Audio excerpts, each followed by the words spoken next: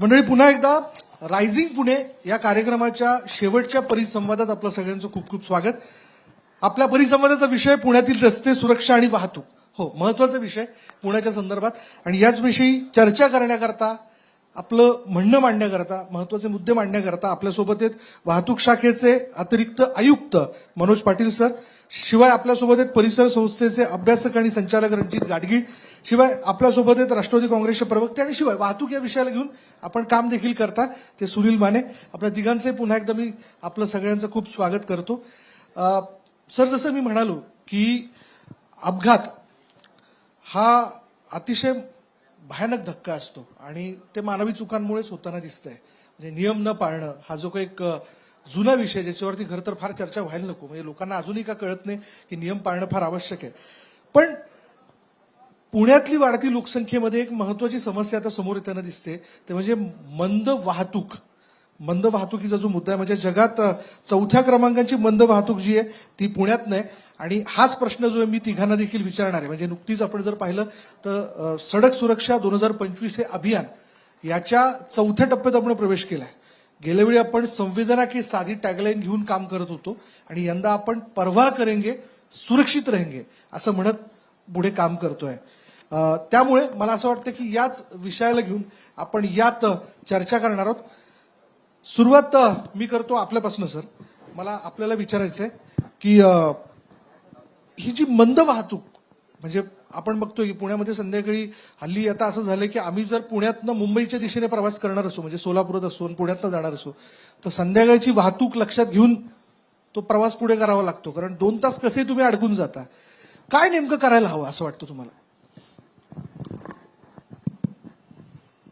मी सुरुवातीलाच मला जो आता प्रकर्षाने जाणवणारा मुद्दा आहे, मी पुण्याची वाहतूक या दृष्टिकोनातून जर विचार केला तर पुणे हे ऑलमोस्ट डेड सिटी मी ज्याचं वर्णन करतो. कारण जगभरातल्या महत्वाच्या शहरांची वाहतूक मी पाहिलेली आहे. लंडन, पॅरिस, न्यूयॉर्क पासून सगळ्या. प्रत्येक शहराचे काही काही इश्यू असतात, प्रश्न असतात, पण त्याला सोडवण्यासाठी, त्याची एक व्यवस्था लावण्यासाठी काही काम करायला लागतं. मला दुर्दैवाने सांगायला लागतं की गेले अनेक वर्ष या विषयावर खूप चर्चा होऊन, व्यवस्थित मुद्दे मांडून, पुण्याला जे काम करायला एक व्यवस्था पाहिजे, अधिकाऱ्यांच्या पातळीवर, राजकीय पातळीवर, लोकांनी सजग व्हावं, सक्षम व्हावं, विचार करावा ह्या पातळीवर, दुर्दैवाने माझा अनुभव असा आहे की ते कोलॅप्स होत चाललंय वाढायच्या ऐवजी. आता ऍडिशनल कमिशनर साहेब इथं आहेत. माझं मागच्या सरकारमध्ये पण आणि ह्या सरकारमध्ये आत्ताही माननीय अजितदादा पवार पालकमंत्री असताना देवेंद्रजी फडणवीस यांना एक पत्र होतं. आता साहेबांनी पण मुंबईत काम केलंय, आपण मुंबईत असतो. मुंबई सारख्या शहराला जी वाहतुकीची व्यवस्था आहे त्याला जॉईंट कमिशनर म्हणून एक पद असतं. बरं. आणि ती खूप सिनियर पोस्ट आहे. पुणे हे मुंबईपेक्षा जास्त वाढणार आहे, कारण हॉरिझॉन्टली त्याला वाढायला खूप वेगळ्या गोष्टी जशा हे आहेत. इंदापूर पासूनची, बारामती पासूनची वाहतूक इथं रोजच्या जाण्या येण्यात आहे, सगळीकडनं वाढलेली. मी अशी मागणी केली होती की 5 वर्षासाठी एक कंटिन्यू अधिकारी ज्याचा वकूब असेल, ज्याला अधिकार असतील, त्याला हे काम द्यावं. कारण इथं इतकी विस्कळीत पद्धतीने वाहतुकीची समस्या हाताळली जाते. आपल्याला माहिती असायला पाहिजे की वाहतुकीचा एक महत्वाचा पार्ट हा महापालिकेकडे असतो. पार्किंगची गोष्ट असेल, नियोजन असेल. आता पोलीस कमिशनर साहेबांनी मगाशी सांगितलं होतं ITMS नावाचा जो प्रकार 150 कोटी रुपये खर्च करून स्मार्ट सिटीत ऑलरेडी घेतला. आता आणखी त्याच्या पुढे जाणार आहोत आपण. त्या व्यवस्था कशा वापरल्या गेल्या त्याचं कोणालाच काही थांगपत्ता लागत नाही. त्यामुळे ह्याचं एक जे सिंक्रोनायझेशन पाहिजे. अनेक पूल बांधले ते अतिशय चुकीच्या पद्धतीच्या डिझाईनने बांधले. आता औंध मधला एक मी पूल उदाहरण सांगेल. फक्त रील तयार करण्यासाठी त्या पूलचा वापर केला जातो. नवीन पूल बांधलाय, अजून त्याचं प्रॉपरही युटिलायझेशन नाही. अशा स्वरूपाच्या ज्या गोष्टी आहेत त्या सगळ्या गोष्टींचा विचार करून एक सक्षम व्यवस्था इथं उभी करायला पाहिजे. त्याच्याशिवाय पुण्याची वाहतूक ही सुधारू शकत नाही. आणि त्याचं जर नियोजन करायचं असेल तर राजकीय आणि सामाजिक क्षेत्रातल्या लोकांनी काहीतरी कठोर निर्णय घेऊन लोकांना सांगायला लागेल, लोकांना पाहायला लागेल. आता जसं मंत्री महोदयाने सांगितलं 55 लाख गाड्याच जर पुण्यात असतील, लोकसंख्येच्या प्रमाणासारख्या गाड्या सुरू झाल्या, 2 व्हीलर आणि तेवढ्याच सगळ्या 4चाकी गाड्या, तुम्ही सार्वजनिक व्यवस्था सक्षमच करणार नाही अशी सगळी पद्धत असेल PMPL नावाची सगळ्यात मोठी व्यवस्था इथं जिथं 5-5, 6-6 लाख लोक रोज प्रवास करतात, तिला सक्षम अधिकारीच दिला जात नाही शासनाच्या वतीने. कशी व्यवस्था सक्षम होईल?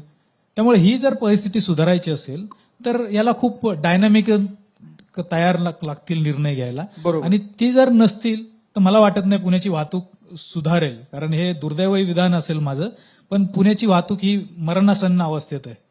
बरं, मी गाडगे सर आपल्याकडे येतोच, पण मी पहिले जरा रोख यांच्याकडे त्यांनी केलाय, बोट यांच्याकडे दाखवलाय, म्हणून मी आपल्याकडे येतो. काय करावं म्हणजे व्यवस्था काम करते ना, दिसतायत आपल्याला चौकात पोलीस दिसतात. मी म्हणजे काही त्यांच्या मुद्द्याशी मी सहमत नसेल, मी बघितलंय, पण होतंय काय नेमकं? नाही, पहिल्यांदा आपण जे म्हणला की टॉमटॉमच्या डेटाप्रमाणे पुणे सर्वात 4th स्लोएस्ट सिटी आहे, हे बरोबर आहे. परंतु याच रिपोर्टामधले बाकी 5 अंग जे आहेत ते आपण डिस्कस करत नाहीये. बरं, म्हणजे त्याच्यामध्ये पुण्यातील वाहतुकीमुळे जो विलंब होत होता पूर्वी, तो साधारण 110 तासाचा होत होता. पहिल्यांदा पुण्यामध्ये जेव्हा जगभरातल्या किंवा इतर भारतातल्या शहरांमध्ये कंजेशनमुळे जो टाइम वेस्ट होत होता, तो पुण्यामध्ये पहिल्यांदा 2 तासांनी कमी झालेला आहे. याच रिपोर्टामध्ये दिलेला आहे. बरं, वाहतुकीचा स्पीड हा सुरुवात मागच्या वर्षी 18चा होता सरासरी वेग, तो यावर्षी वाढून 0.5 किलोमीटर पर आवर म्हणजे 18.5 ला गेलेला आहे. याच्या व्यतिरिक्त ओव्हरऑल जे ट्रॅफिकमध्ये ट्रॅव्हल करण्यासाठी लागणारा जो वेळ आहे, या वेळेमध्ये सुद्धा 1 मिनिटाची बचत झालेली आहे. याच्या व्यतिरिक्त ट्रॅफिक कंजेशन लेवलमध्ये पुणे हे 108 आहे. म्हणजे जगभरातली सर्व शहरांचं जर आपण कंपॅरिझन केलं, मुंबई आपल्यापेक्षा पुढे आहे कंजेशन लेवलमध्ये. म्हणजे मुंबई, आणि जर त्याला मुंबई उपनगरं पकडली तर मुंबई पुण्यापेक्षा पुढे आहे. आपण फक्त एक आकडा पकडतो, तो म्हणजे 4था जो आहे ट्रॅव्हल स्पीडमध्ये. आता ही जी बदल झालेला आहे, या ज्या सुधारणा झालेल्या आहेत, याच्यामध्ये लो कॉस्ट ट्रॅफिक मॅनेजमेंट टेक्निकचा वापर पुणे महानगरपालिका असेल किंवा वाहतूक पोलिसांनी या वर्षामध्ये केलेला आहे. बरोबर. आणि हे खूप एनकरेजिंग आहे. आम्ही एक अशाच प्रकारचा प्रयोग सोलापूर रोडवरती केला होता, आणि सोलापूर रोडमध्ये आम्हाला असं दिसलं की त्या स्टडीमध्ये की एका 3 महिन्याच्या कालावधीमध्ये तिथल्या वाहतुकीचा स्पीड हा 20% वाढला आणि व्हेकल कॅरिंग कॅपॅसिटी साधारण 30% वाढली. सो अशाही प्रकारचे सोल्युशन्स आपल्याला विचार करायला पाहिजे. वाहतुकीच्या पुण्याच्या समस्येबद्दलची 4 महत्वाची कारणं जर आपण विचारलं तर त्या 4 महत्वाच्या कारणांमध्ये निश्चितच एक एरिया अंडर रोड, म्हणजे पुण्याचा जो जॉग्राफिकल एरिया अंडर रोड आहे हा 6% आहे. याच्यामध्ये वाढ होणं गरजेचं आहे. बरोबर. जगभरामध्ये तो 10% किंवा 15%चा नॉर्म आहे. अगदी योग्य मुद्दा माझ्या आधीच्या वक्त्यांनी सांगितला की पब्लिक ट्रान्सपोर्टचा वापर कमी आहे. पुण्यामध्ये फक्त 11% लोक हा पब्लिक ट्रान्सपोर्टचा वापर आम्ही तर लोकलने जाणं पसंत करतो. बरोबर. पुण्यामध्ये आता मेट्रो होते, मेट्रोचे इफेक्ट यायला निश्चित थोडा कालावधी जाणार आहे. बरोबर. एम हा आहे की तो 40% किंवा 50% पर्यंत कसं पोहोचेल. याच्या व्यतिरिक्त जो ऍव्हरेज ट्रॅव्हलिंग डिस्टन्स पुणेकरांचा आहे ते साधारण 10.5 किलोमीटर हा प्रत्येक पुणेकर सरासरी जातो. हे अंतर कमी करण्यासाठी मग ट्रान्झिट ओरिएंटेड डेव्हलपमेंट असेल किंवा पब्लिक ट्रान्सपोर्टमध्ये वेगवेगळे बदल करून तुम्हाला तुमचा प्रवास लांब कसा करावा लागणार नाही, या संदर्भातल्या सुद्धा उपाययोजना आता सुरू आहेत. निश्चितच इन्फ्रास्ट्रक्चर सोल्युशनला बराचसा कालावधी जाणार आहे, परंतु त्याच्याबरोबरच आम्ही शासनाला लो कॉस्ट ट्रॅफिक मॅनेजमेंटचा जो काही उपाय देतोय त्याच्यामधून कमी कालावधीमध्ये आणि कमी पैशामध्ये पुढच्या काही 6 महिन्यात, वर्षभरामध्ये निश्चितच पुण्याच्या वाहतुकीमध्ये फरक दिसून येईल, जो आम्हाला फक्त 2 महिन्याच्या अभ्यासामध्ये दिसून आला. आणि हे व्हॅलिडेट टॉमटॉमनं सुद्धा केलेलं आहे. तर मला वाटतं निश्चित निराशा होण्याची कारण नाही. प्रशासन असेल, पोलीस असेल, महानगरपालिका असेल, आम्ही सगळेजण याच्या संदर्भामध्ये सिरियस आहेत. निश्चित काही त्रुटी आहेत, परंतु या त्रुटी भरून पुणे शहर ज्याचा वेग मंद होतोय, खरं तर वेग मंद होण्यामुळे अपघातामध्ये एक इफेक्ट होत असतं की कमी वेगामुळे अपघाताची तीव्रता कमी होत असते. बरोबर. म्हणजे आपण बघतोय पुण्यात गेल्या वर्षभराच्या कालावधीमध्ये अपघाताचा जो ट्रॅव्हलिंग स्पीड गेल्या 2-4 वर्षामध्ये जो कमी झाला होता, त्याच्यामुळे फेटल ऍक्सिडेंटचा रेट सुद्धा कमी होतोय. याला निश्चितच वाहतूक पोलिसांची कामं, इंजिनिअरिंगचे सोल्युशन, म्हणजे आपण एक जो म्हणला की त्याला फक्त ड्रायव्हर कारणीभूत असतो, मी त्याशी मला दुमत आहे. निश्चितच 4 अंग जे आहेत ज्याच्यामध्ये एन्फोर्समेंट हा एक आहे, ज्याच्यामध्ये वाहतूक किंवा ड्रायव्हर ज्या वेळेला गाडी चालवत असतो त्यावेळेला त्यानं केलेल्या चुकामुळे होणारे अपघात, काही अपघात हे इंजिनिअरिंगमुळे सुद्धा होणारे असतात की त्याच ठिकाणी वारंवार जर अपघात होत असतील तर त्याला इंजिनिअरिंगची डिफेक्ट पकडतो. गेल्या एका वर्षभराच्या कालावधीमध्ये आम्ही सरासरी जे 60 अपघात या ब्लॅक स्पॉट्सवरती होत होते ते मागच्या वर्षी 36 पर्यंत आणू शकलेले आहे. बरं. दुसरे राहिलेले जे 2 अँगल आहे ते एज्युकेशन, अर्थात हा थोडा एन्फोर्समेंट आणि एज्युकेशन एकमेकांशी रिलेटेड आहे. आणि शेवटचा जो आहे तो इमर्जन्सीचा. तर इमर्जन्सीच्या बाबतीत आता वाहतूक पोलीस आम्ही आमच्या सर्व इन्स्पेक्टर्सला असे आदेश दिलेले आहेत की जिथेही ते फेटल अपघात किंवा गंभीर अपघात होईल त्या अपघाताला आपण भेट द्या आणि मग प्रत्येक वेळेला वाहनाच्या परिस्थितीकडे, रस्त्याच्या परिस्थितीत दुर्लक्ष करून भरधाव वेगाने गाडी चालवून अपघात केला, एवढ्या कारणा व्यतिरिक्त सुद्धा कारण शोधायचा प्रयत्न केला पाहिजे आणि वाहतूक शाखा ही करते. निश्चितच पुढच्या काही कालावधीमध्ये याच्यामध्ये घट होईल, वाहतुकीचा स्पीड वाढेल असा मी आशावाद बघतो. गाडगीळ सर, मुंबई महानगरामध्ये सकाळी जॉब करता जाणारा व्यक्ती हा एकतर बसने प्रवास करतो बेस्टच्या, नाहीतर तो ट्रेनने जाणं पसंत करतो. तो क्वचितच अगदीच विकेंडला कुटुंबाला बाहेर न्यायचं असेल तर तो वाहन घरातलं बाहेर काढेल. पण मोठ्यातले मोठे उद्योजक सुद्धा हे ट्रेनने प्रवास करतात. पण मग आपल्याकडेची सार्वजनिक वाहतूक व्यवस्था सशक्त नसल्यामुळे हे सगळं चित्र निर्माण झालंय असं तुम्हाला वाटतं का? म्हणजे आता आपण कंजेशन बद्दल बोलतोय, वाहतूक मंदीबद्दल, आणि खरं तर एखाद्या पॅनेलवरती सगळ्यांशी सहमत असणं हे एक चांगलं सिच्युएशन असते. आणि तशीच आज आपल्याला दिसतीये की पुण्यातली जी वाहनांची संख्या वाढलेली आहे, आणि मी थोडा फरक एवढाच करेन की फक्त रजिस्ट्रेशन हे न बघता तुम्ही जो आत्ता मुद्दा मांडलात की रोज प्रवासासाठी आपण बाहेर निघताना स्वतःचं वाहन काढतो का नाही, बरोबर. पण ओनरशिप असू दे, ओनरशिप लोकांना लागते. नेदरलँड ज्याचा आपण खूप गुणगान करतो तिथे आपल्यापेक्षा ओनरशिप चौपट आहे वाहनाची, परंतु तो व्यक्ती रोज सकाळी उठून स्वतःचं वाहन घेऊन कामावरती किंवा शाळेतली मुलं शाळेत जात नाहीत किंवा इतर ठिकाणी प्रवास करत नाहीत आणि त्यामुळे क्वचित स्वतःचं वाहन वापरणं असा त्यांचा एक कल असतो. आणि त्याच्यामध्ये मनोज पाटील साहेब म्हटले किंवा हे पण म्हटले तसं की सार्वजनिक वाहतूक सक्षम होणं अतिशय गरजेचं आहे. बिलकुल. प्रॉब्लेम असा आहे की हे खूप वर्ष आपण म्हणतो आहोत, पण होत नाही. इनफॅक्ट 2008 साली जो आपला पुण्याचा सर्वंकष वाहतूक आराखडा कॉम्प्रिहेन्सिव्ह मोबिलिटी प्लॅन आहे, तो एका दृष्टिकोनातनं तुम्ही बघाल तर न्यूयॉर्क, पॅरिस यांनी नावं घेतली, प्रिटी मच त्यांनी जे काय केलेलं आहे तिथे त्याच सगळ्या गोष्टी त्याच्यामध्ये प्रस्तावित होत्या. परंतु अगोदर सुद्धा जसं वंदनाताई म्हटल्या तसं एखादा प्रशासक आला की तो कॉम्प्रिहेन्सिव्ह मोबिलिटी प्लॅन होता, त्याच्यामध्ये आपण काही प्रस्तावित होतं, याच्याकडे त्यांचं अजिबात लक्ष नसतं आणि मग खरं तर थोडंसं ॲडहॉक पद्धतीनं प्लॅनिंग केलं जातं. कॉम्प्रिहेन्सिव्ह मोबिलिटी प्लॅनमध्ये 2 महत्वाच्या गोष्टी म्हटलेल्या आहेत. एक तर सार्वजनिक वाहतूक सक्षम करणे, त्यात एक खूप महत्वाचा आकडा जो सगळ्यांना कळला पाहिजे की आपण म्हणतोय की कमीत कमी 1 लाख लोकसंख्येसाठी 50 बसेस असल्या पाहिजेत, हे किमान असल्या पाहिजेत. बरोबर. चांगली डिसेंट पब्लिक ट्रान्सपोर्ट असण्याकरता. तर पीएमपीएमएलचा आवाका फक्त पुणे शहर नसून पुणे, पिंपरी चिंचवड आणि आजूबाजूचा परिसर असल्यामुळे सगळीकडेच 60 लाखापर्यंतची लोकसंख्या जर आपण धरली, व्हेरी काय म्हणतात रिझनेबल एस्टिमेट, तरीही 3-3.5 हजार बसेस ह्या आपल्याला आजच्या गतीला हव्या आहेत. बरोबर. आणि आपल्याकडे आत्ता सध्या रस्त्यावरती ताफ्यामध्ये 2,200 बसेस आहेत, पण ऑन रोड फक्त 1600, 1800, 1900 एवढ्या बसेस असतात. म्हणजे अर्ध्या बसेस आपल्याकडे आहेत. आणि म्हणूनच बसेस वेळेवर न येणं, बसेसचं ब्रेकडाऊन होणं, बसेसमध्ये गर्दी असणं, आणि ह्यामुळे ज्या माणसाची ऐपत आहे तो नक्की विचार करतो की सार्वजनिक वाहतूक न वापरता मी स्वतःचं वाहन वापरेन. दुसरी गोष्ट जी कॉम्प्रिहेन्सिव्ह मोबिलिटी प्लॅनमध्ये म्हटली होती, ज्याच्याकडे सुद्धा कम्प्लिटली दुर्लक्ष केलेलं आहे, ते म्हणजे तुम्हाला काही प्रमाणामध्ये, आणि हे थोडंसं नेहमी राजकीय दृष्टिकोनातून अवघड असतं, की तुम्हाला पर्सनल व्हेकल्सवरती काहीतरी निर्बंध आणलेच पाहिजेत.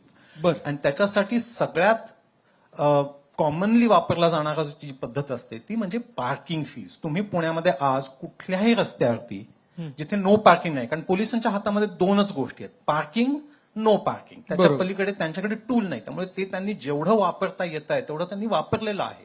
परंतु ज्या रस्त्यावरती पार्किंग अलाउड आहे किंवा असावं तिथे कालाची मर्यादा असली पाहिजे. कोणीही तिथे तासन तास लक्ष्मी रोडवरती मी दिवसभर सुद्धा गाडी लावू शकतो. मला काहीही त्याला बंधन नाहीये. आणि ते पोलिसांच्या दृष्टिकोनात खूप अवघड आहे, कारण ते आयदर लक्ष्मी रोडला नो पार्किंग करू शकतात हा. किंवा पार्किंग करू शकतात. पण बरोबर. पार्किंग केलं तर त्याचं पार्किंग मॅनेजमेंट करणं हे पोलिसांचं काम नसून, म्हणजे त्यांची रिस्पॉन्सिबिलिटी, त्यांचा तो ज्युरिस्डिक्शन नसून, हे महानगरपालिकेचं काम आहे की तिथे 2 तासापेक्षा गाडी जास्ती लावायची नाही, त्या 2 तासाचं पार्किंगची फी काय असावी, आणि ह्याबद्दलची पॉलिसी तयार होऊन जीबी मध्ये पास होऊन देखील 2017 सालापासून आपल्या सगळ्या राजकीय नेत्यांनी, आता त्यात अनेक बदलले, ही पार्टी आली ती पार्टी आली, पण कोणालाही पार्किंग म्हणून लोकांकडनं आपण 2 रुपये घ्यावेत, 10 रुपये घ्यावेत, हे कोणालाही वाटत नाही. ह्याचं आश्चर्य वाटतं.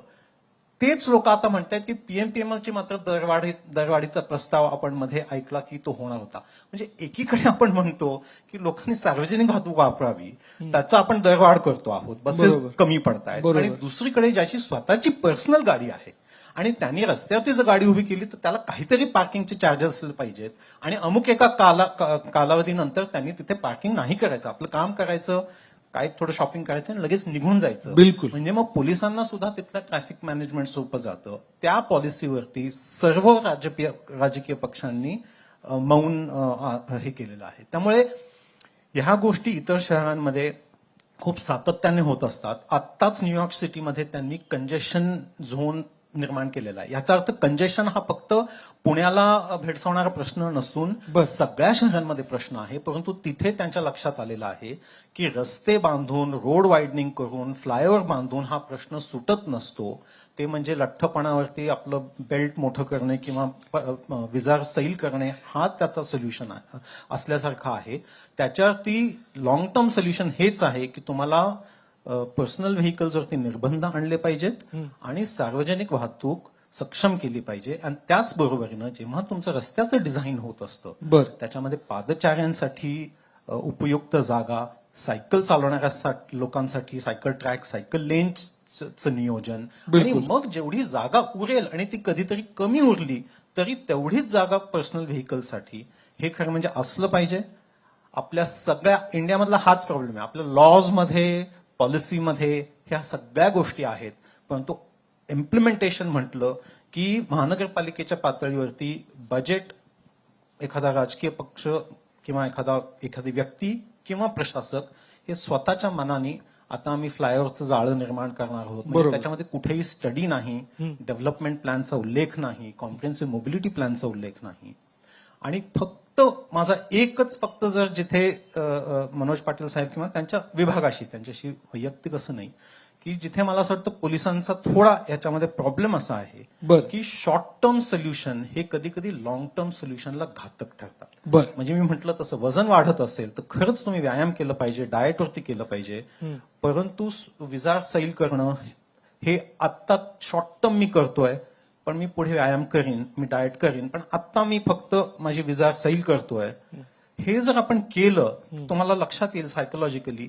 तो माणूस मग परत डाएट नाही करत, तो व्यक्ती मग परत व्यायाम नाही करत, मग तो शॉर्ट टर्म वरतीच जातो. शॉर्ट टर्म झाली नसेल, मग पुढच्या 2-3 वर्षांनी आता जरा टाईट झाली आहे, नाही लॉंग टर्म करायला पाहिजे, पण आता टेलरकडनं थोडी मी सैल करून घेतो. आणि प्रॉब्लेम असा होतोय की जेवढं पोलीस, कारण त्यांच्या हातात तेवढंच आहे, आणि त्यामुळे ते सैल करत जात आहेत. युनिव्हर्सिटी चौकातला काहीतरी वर्तुळाकार केला, ह्यांनी काही कंजेशन पॉईंट शोधले, ते आता ते सुरळीत करतील. म्हणजेच आपण अजून वाहतुकीला म्हणतोय की तुमचा प्रश्न होता ना तो आम्ही थोडक्यात सोडवलाय, बर. म्हणजे परत लोक सार्वजनिक वाहतुकीकडे वळणार नाहीत, पायी जाणार नाहीत, सायकल वापरणार नाहीत, आणि स्वतःचं वाहनच फक्त वापरतील. आणि त्याच्यामुळे मला असं वाटतं शॉर्ट टर्म कधीतरी थांबवावं. ठीक आहे, आपण पाटील सरांनाच विचारूयात ना, मी येतो आपल्याकडे. पाटील सर बघा, आपण जेव्हा परदेशात जातो विमानतळावरती उतरल्यापासून तिथले नियम पाळायला सुरुवात करतो, पण मात्र इथे असलो तर आपल्याला नियमांचं भय वाटत नाही. पण बघा, दरवर्षी साधारण 1000 नागरिक जे आहेत, पुण्यातले असतील, पुण्यातल्या बाहेरचे असतील, 1000 नागरिक जे आहेत त्या अपघातात मृत्युमुखी पडतात. हे भयानक आहे. म्हणजे एवढं तर युद्धात देखील होत नाही आणि पॅन्डेमिक सिच्युएशन मध्ये पण होत नाही. काय करावं? नाही, आपण म्हणता ते बरोबर आहे. पोलिसांनी पोलिसांचं काम करायलाच पाहिजे. म्हणजे एन्फोर्समेंट हा पोलिसांचा प्रथम कर्तव्य आहे. त्यामुळे एन्फोर्समेंट वाढवणं हे गरजेचं आहे. आणि गेल्या वर्षभराच्या कालावधीमध्ये तर निश्चितच मी आपल्याला सांगू शकेन की जे प्रायोरिटीज आहेत, खरं तर वाहतूक नियमभंगाचे जवळजवळ 500च्या आसपास विविध गुन्हे आहेत. बर याच्यातले आम्ही प्रायोरिटीने पहिले 10 पकडले. बर म्हणजे ज्याच्यामध्ये ड्रंकिंग ड्रायव्हिंग असेल, रॅश ड्रायव्हिंग असेल, स्पीडमध्ये गाडी चालवणार असेल, किंवा फुटपाथवरून गाडी चालवत असेल, फुटपाथवर गाडी पार्क करत असेल, रॉंग साईड गाडी चालवणार असेल, किंवा ट्रिपल सीट चालवणारे आहेत, सिग्नल जम्पिंग आणि चौकामध्ये जे लेन बदलतात, तर या सगळ्यांवरती आम्ही कठोर कारवाई केली. आणि मला सांगायला समाधान वाटतं की गेल्या 1 वर्षभराच्या कालावधीमध्ये आम्ही मागच्या वर्षाच्या आकडेवारीच्या 4 पट दंड याच्यावरती केलेला आहे. सो आम्ही प्रायोरिटाईज केलेलं आहे की कुठल्यावरती कारवाई करायला पाहिजे. दुसरं, अपघात घडतात, त्या अपघात घडाचं विश्लेषण करण्यासाठी आम्ही आता वाहतूक शाखेचे पोलीस पूर्वी कधीच करत नव्हते, त्याचं विश्लेषणही करतोय. आम्ही याच्या व्यतिरिक्त काही एजन्सीज आहेत, जसे सेव्ह लाईफ फाउंडेशन आहे किंवा ब्लूमबर्ग आहे, यांचा सुद्धा एक्सपर्टीज याच्यामध्ये घेतोय. बरं. आणि जसं सीपी सरांनी सांगितलं होतं याच्यापूर्वी, आता आयटीएमएसचा वापर करणं अनिवार्य आहे असं मला वाटतंय. म्हणजे जो एन्फोर्समेंट आहे, ते एन्फोर्समेंट आतापर्यंतची जी एन्फोर्समेंट आहे हे ह्युमन इंटरॅक्शनची आहे, बरं. ती कमी करून मशीन लेवलला कसेल, कारण मशीनची क्रेडिबिलिटी या ह्युमनपेक्षा दुर्दैवानं जास्ती आहे. बर सो मशीन रिलेटेड एन्फोर्समेंट कसं करता येईल, की जे कॅमेराज आता शहरामध्ये साधारण 3,000च्या आसपास नवीन लागत आहेत, आणि आयटीएमएस प्रोजेक्ट झाल्यानंतर मग हे चलान ऑटोमॅटिकली तुम्हाला मिळायला लागतील. मी इथून मुंबईला जाताना जसा स्पीड कमी झाला, बरं. याला कारण लोक आता काय ट्रॅफिक पोलीस थांबून गाडी थांबवत नाहीत. किंबहुना तुम्ही जगभरामध्ये कुठेही गेला तर तुम्हाला वाहतूक पोलीस दिसत नाही. पुण्यामध्ये काही वेगळ्याच प्रकारची रिक्वायरमेंट येते की सिग्नल पण आहे आणि वाहतूक पोलिसांनी चौकात थांबलं पण पाहिजे. मला वाटतं हे जो माइंडसेट आहे चेंज करण्याची गरज आहे. ह्युमन इंटरफरन्स कमी करणं, पोलिसांनी एन्फोर्समेंटवरती जास्ती कॉन्सन्ट्रेट करणं, आणि निश्चित टेक्नॉलॉजी आणि विशेषतः आर्टिफिशियल इंटेलिजन्सचा जो वापर जगभरामध्ये होतोय ते अंगीकृत केला तर निश्चितच एन्फोर्समेंट लेवल वाढेल. लोकांच्या मनामध्ये, वाहन चालकांच्या मनामध्ये बेदरकारपणे मी गाडी चालवली तर त्याची एक भीती निर्माण होईल, आणि या भीतीतूनच पुढे जाऊन जे एन्फोर्समेंट अभावी जे अपघात होत आहेत त्या अपघाताची संख्या कमी करण्यासाठी मदत होईल. बर सर, पण मग हेल्मेटचं कसं करावं? ते काय तुमच्याकडे गणित जुळे ना, ताळमेळ बसे ना हेल्मेटचा? नाही, तो ताळमेळ जुळूच शकत नाही. कारण तुमचं ट्रॅफिक जाम इतकं जास्त असताना हेल्मेट घालून तुम्ही गाडी चालवायची याच्यासारखा विनोद नसू शकणार नाही. बर ते कायद्याच्या दृष्टीने पोलिसांनी पोलिसिंग करण्यासाठी योग्य आहे. बर हायवेला तुम्ही एक स्पेसिफिक स्पीड करण्यासाठी योग्य आहे. शहरातही काय भागात जिथं रस्ता मोकळा असतो, तरुण जोरात चालवतात. आता त्याला दोन्ही बाजू आहेत की ज्या महिलांना 3 किलोमीटरवर मुलाला शाळेत सोडायचंय, भाजी आणायला जायचंय, ती हेल्मेट सांभाळणार की मूल सांभाळणार, अशी खूप क्रिटिकल वेगवेगळे विषय आहेत. त्यामुळे ते थोडंसं तारतम्याने बाळगायची गोष्ट आहे. सर्रास हेल्मेट वापरा आणि सर्रास हेल्मेट वापरू नका, असं ज्याला स्वतःची काळजी आहे. ते जर कसं आहे, हा ट्रॅफिक विषय हा फक्त लॉ एन्फोर्समेंटचा नाही, हा सोशली पण रिस्पॉन्सिबिलिटी आपली काय. ज्याला आपल्या जीवाची भीती आहे की त्याला वाटतं की अरे हेल्मेट नाही घातलं तर पडेल, लागेल, मरेल, हे झालेत ना अपघात झालेत की हेल्मेट असलं असतं तर वाचलं असतं असं दिसतं, पण हेल्मेट घालूनही मेलेलीत लोक. त्यामुळे त्याचं काय करायचं हा मुद्दा असतोच. बरं, त्यामुळे बरं. ज्याला स्वतःची जीवाची भीती वाटते की बाबा हेल्मेट हे आपल्या प्रिकॉशनसाठी चांगलं आहे तर त्यांनी ते घातलंच पाहिजे, त्याला काही येच नाही. पण माने सर, हेल्मेटमुळे लोकांचे जीवही वाचलेत ना, ते असं काय? मी सांगतो ना, वाचलेत ना, हा. पण तेच पाहून मग लोकांनी घातलं पाहिजे असं माझं मत आहे. बरं. पण जिथं 1 किलोमीटरपर्यंत जायचंय, एखाद्या महिलेला पण जायचं म्हणजे पुणेकरांनी ती सुद्धा लहान मुलगा मागे बसलाय, त्यालाही हेल्मेट घातलं पाहिजे. तो शाळेला सोडायचंय, अर्धा किलोमीटर शाळा आहे. ह्या सगळ्या क्रिटिकल गोष्टी याच्यात विचार मी तोच म्हणतोय की तारतम्याने विचार केला म्हणजेच पाहिजे. गाडगीळ सर आणि पाटील सरांनी जो महत्वाचा मुद्दा मांडला की सार्वजनिक वाहतूक व्यवस्थेचा जास्तीत जास्त वापर केला जावा, जेणेकरून वाहतुकीचा खोळंबा होणार नाही. याबद्दल पुणेकरांनी मानसिकता बदलायला नकोय का? ते पूर्णपणे बदलायला पाहिजे, पण त्याआधी सार्वजनिक वाहतूक व्यवस्था सक्षम करणं हे काय प्री कंडिशन आहे त्याची.